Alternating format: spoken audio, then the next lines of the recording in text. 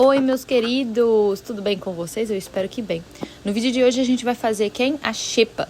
Sabe quem é a Xepa? A Xepa é a boneca da Lilo, no filme da animação, né? No filme da animação, a Lilo tem uma bonequinha e quando ela vai encontrar com as amiguinhas dela, as amigas não, né? Eu não sei se aquilo pode ser chamado de amigas, mas as inimigas da Lilo tem as Barbies e ela tem a Xepa. E eu sempre quis fazer a Xepa porque eu sempre me pareceu uma ideia incrível, porque é uma boneca feita por uma criança, né? Então, assim, eu não sei vocês, mas hoje em dia tudo se compra e nada se faz, né? Então, eu sempre quis fazer a Xepa, a minha versão dela. E eu vou fazer com vocês nesse vídeo. E lembrando que todos os materiais que eu utilizei vão estar na descrição do vídeo. E enquanto a gente faz a nossa querida Xepa, a gente vai conversando um pouco sobre o filme, sobre o live action que saiu há pouco tempo e de uma visão diferente. Eu vi várias pessoas falando sobre isso e eu vim dar a minha opinião sobre isso, sobre tudo que eu pensei a respeito, a diferença entre as duas obras. E eu sempre acho que, já resumindo assim, eu sempre acho que um filme, ele representa a atualidade que ele está inserido. Então é como se contasse um pouco de onde estamos vivendo nesse momento. Não vai esquecendo de deixar o seu like, se inscrever nesse canal que a gente fala sobre arte e produz arte também de uma forma super fácil e que abrimos o nosso leque, né, do que seria arte. E é isso.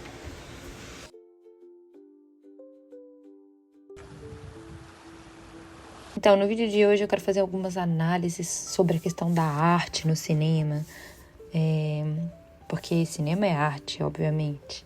Pense bem, quando as coisas ficam meio turbulentas no mundo, seja por uma guerra, uma crise ou um movimento social meio forte, os artistas e cineastas, num geral assim, eles muitas vezes sentem essa necessidade de colocar tudo isso para fora em suas obras, né? Externalizar seus sentimentos e tudo isso que está sentindo. E é como se o filme virasse um grito de alerta, sabe? Mostrando o que está errado, a injustiça, a corrupção ou a opressão. Eu gosto muito de representar tudo isso também nos meus quadros, tudo que eu sinto e o contexto no qual eu estou inserida, sabe? Filmes políticos, por exemplo, eles não têm medo de mostrar a que vieram, buscam informar ou até agitar a galera. Mas nem tudo é liberdade, né? Em alguns lugares ou épocas de muita tensão política, assim, a arte e o cinema pode virar alvo de censura, né? Governos podem proibir filmes, livros, exposições, tudo que eles considerar que vai contra a ideia do que eles querem passar.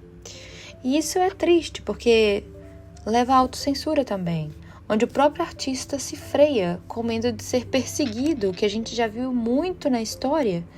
A história está cheia de exemplo disso, como a arte degenerada na Alemanha nazista. A arte, entre aspas, degenerada, era o nome que eles davam, né, para a arte que ia contra o governo, ou o realismo socialista na União Soviética. Por outro lado, o cinema também pode ser usado como propaganda, né, de governos ou grupo político que podem bancar filmes para reforçar suas ideias, glorificar os seus líderes ou até detonar os inimigos. O cinema, com seu poder de emocionar e alcançar muita gente, sempre foi uma ferramenta forte para moldar a opinião pública, por ser acessível também, né? Já vimos isso no cinema soviético, na Alemanha, onde os filmes eram quase uma arte do Estado, vamos dizer assim. E tem o financiamento também, né? A política, ela pode influenciar quais filmes são feitos e quais vozes são ouvidas, já que o governo pode dar grana para certas produções. Isso pode ser ótimo para a cultura, mas também pode gerar discussão sobre onde o dinheiro público está sendo investido e quem está sendo ouvido, né? A boa notícia é que grandes momentos políticos e históricos também inspiram novos movimentos artísticos. Depois de uma guerra, por exemplo, pode surgir um novo jeito de fazer cinema, refletindo a desilusão ou a esperança daquele tempo. É como se a arte e o cinema fossem um espaço para a gente digerir o que está acontecendo e pensar em novas formas de viver. Eu sei que vocês estão aqui por Lilo e Stitch e a gente vai chegar lá. Eu acho que todas essas pautas são muito interessantes de ser levantadas para a gente entender muito do que está sendo comentado hoje em dia, sabe? Das opiniões a respeito desse filme.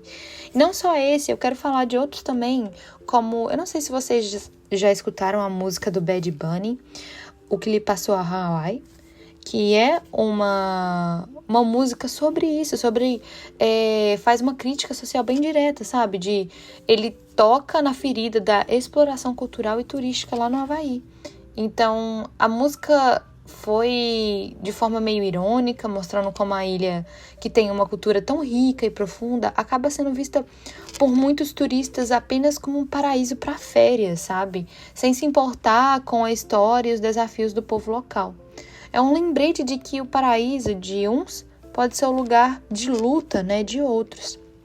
Eu também lembro de um outro filme que não se passa em Hawaii, mas é um filme que tem a Jennifer Lawrence, que chama Que Horas Te Pego.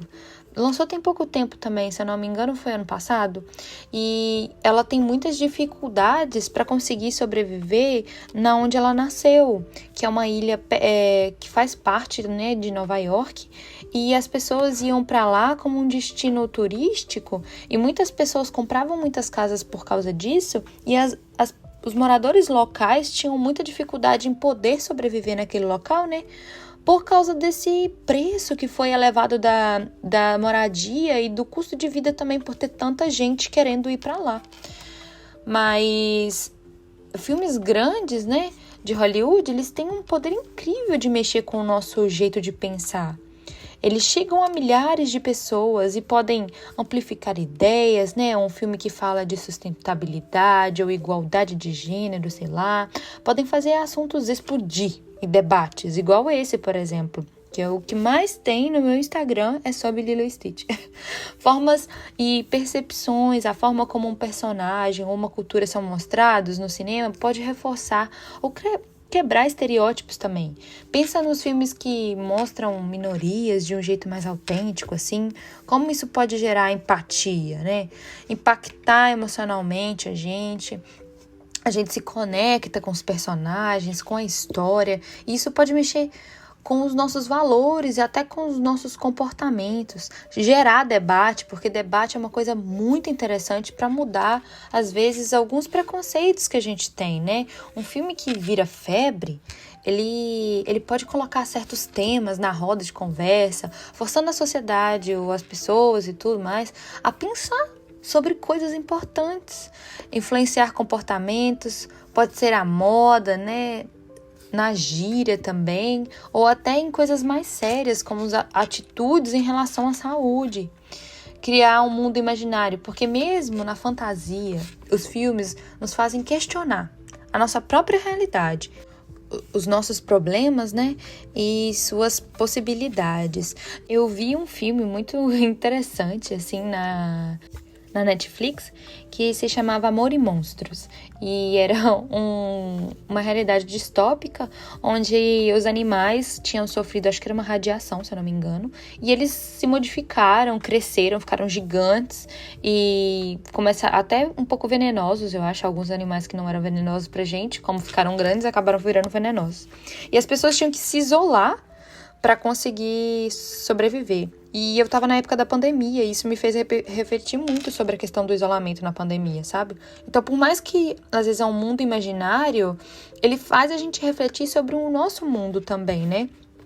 E a gente tem alguns exemplos na história de como o cinema foi usado para moldar os pensamentos das pessoas.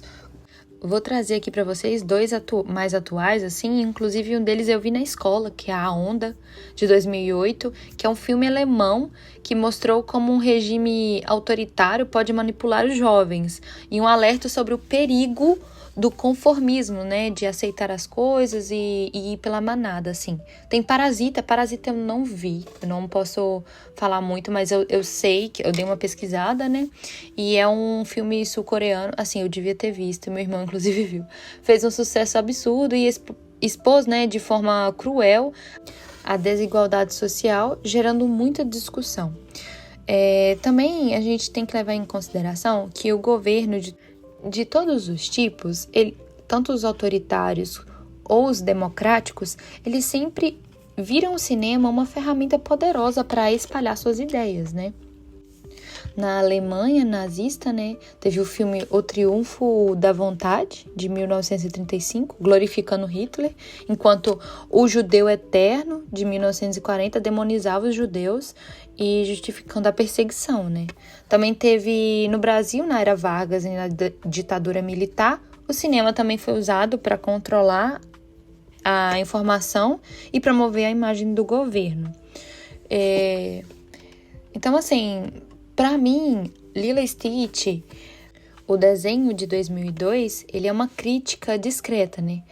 Ele é super fofo, mas por trás da história de família e aceitação, tem umas críticas bem sutis sobre a interferência externa no Havaí.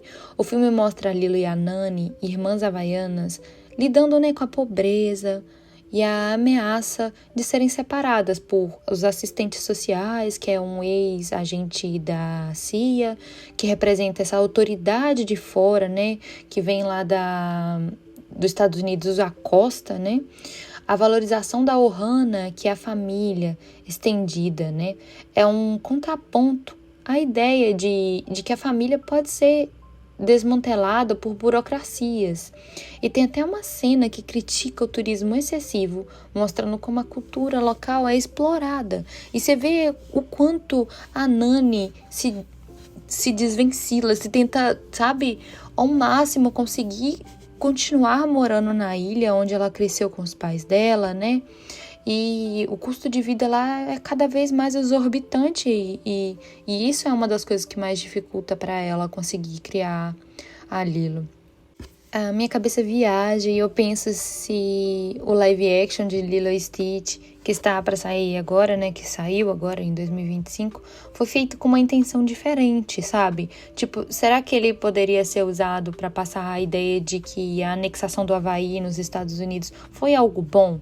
Talvez até influenciado por uma agenda política. E eu me questiono no final sobre a questão que a Nani, que todo mundo diz que a Nani abandonou ela, ou na minha concepção, ou essa questão de falar como se a parte, né, da costa dos Estados Unidos é mais benéfica ou até melhor para ela viver e por isso que ela queria ir para lá. Ou também como o simples fato dela não conseguir sobreviver dentro da ilha e estudar. Então, não sei, eu acho que, pra ser bem sincera, de primeira, assim que eu vi o filme, eu não consegui montar muitas críticas a respeito, até porque eu vi o filme em inglês.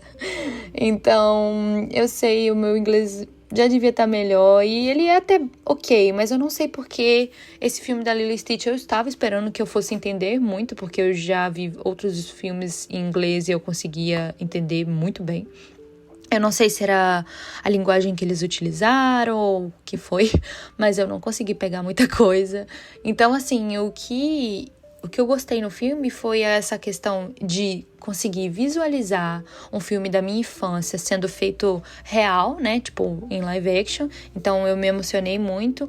E hoje em dia eu tenho um cachorrinho, então eu conseguia ver tanto o Ozzy dentro do Stitch que me assustava, assim, sabe? Então, é a mesma energia, assim. Então, é uma coisa que mexeu muito comigo, assim. Então, a gente sempre tem que colocar na balança e se questionar, né? Essa é uma preocupação importante, porque um filme tão grande com o alcance da Disney tem um poder imenso de moldar como a gente vê a história. Se ele resolver recontar um evento controverso, como a anexação do Havaí, né, de um jeito que reforce uma visão específica, isso pode ter um impacto gigantesco na forma como as futuras gerações vão entender o passado do arquipélago.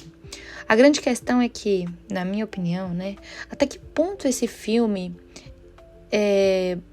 blockbusters podem, sem a gente perceber, reescrever ou legitimar narrativas históricas controversas, moldando a nossa percepção social e política, independente do que os criadores dizem que querem fazer. É algo para se pensar, não acha? Porque eu acho que o cinema e a arte de quadros, a música, tudo isso é também subjetivo. Por mais que é visual, a gente consegue visualizar, tem muita coisa por trás de cada forma de arte. Então a gente tem que pensar além do óbvio, tentar entender além do óbvio em qualquer representação de arte, sabe? Então é isso. Eu espero que vocês tenham gostado de toda essa análise. Eu quero saber o que vocês acham de tudo isso, qual é a análise de vocês sobre Lilo e Stitch. Me diga aí nos comentários, porque eu tô ansiosa para saber a opinião de vocês, viu? Um grande beijo, espero que vocês estejam gostando. O nosso canal, inclusive, ele vai focar um pouco mais nessa parte da arte. Estou pensando em abrir um outro canal para outro tipo de conteúdo, mas esse aqui vai ficar mais focado agora nessa parte da arte mesmo. Espero que vocês gostem. E é isso, um grande beijo para vocês e até o próximo vídeo. Beijo!